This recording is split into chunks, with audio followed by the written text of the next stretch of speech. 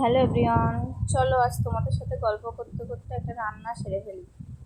আজ রান্না করব চিকেন কষা।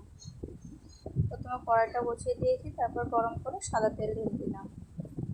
এবার কড়াইটা গরম হচ্ছে, তেলটা গরম হচ্ছে। তা বলো, কেমন আছো তোমরা? সবাই ভালো আছো তো?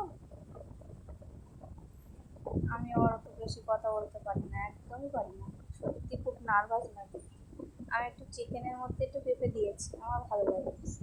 তোমাদের কেমন লাগে জানিও, আর একদিন করে দেখো। যারা কখনো করোনি তারা করে দেখো খেতে কেমন লাগে। আমি আবার একটু ফাঁকিবাজি চিকেন রান্না করছি। আলু টালু তুলে নিলাম না, একেবারে ডাইরেক্ট পেঁয়াজ দিয়ে ভেজে টেজে নিয়ে রান্না করছি। দেখো পাশে আমার পাগলি মেয়েটা চলে এসছে, মা মা করে ডাকছে। ভিডিও করতে আসলে যা বাচ্চারা করে আর কি। তা চলো পেঁয়াজগুলো লাল লাল করে সুন্দর করে ভেজে নেই। ঠিক আছে, এবার চিকেনটা দিয়ে দেবো। নুন হলুদ দিয়ে কষিয়ে মশলাটা আগে দিয়ে দিই। আমি রসুন, আদা অ্যান্ড লঙ্কা একসাথে বেটে রেখেছি, ওটাই দেবো এখন। তারপরে যখন সুন্দর করে তেল ছেড়ে আসবে তখন চিকেনটা দিয়ে দেবো। ভালো করে নাড়াচাড়া করে আস্তে আস্তে নাড়াচাড়া করে তখন তেলটা বেরিয়ে যাবে। যদিও রান্না সবাই জানে, তো একটা ভিডিও দিতে হয়, তাই আর কি দেওয়া।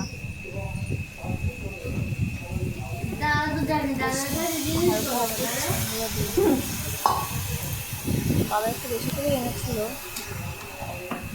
রাত্রেবেলা। চলো গ্যাসটা একটু বাড়িয়ে দিলাম।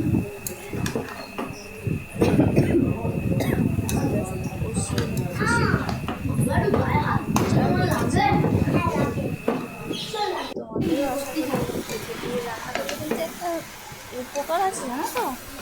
মাছটা দারুণ ছাড়ে, খুব সুন্দর ছাড়ে। আমার কথা শুনে টিকটিকিটাও টিকটিক করছে। যারা কখনো ট্রাই করে না, একবার ট্রাই করে দেখো।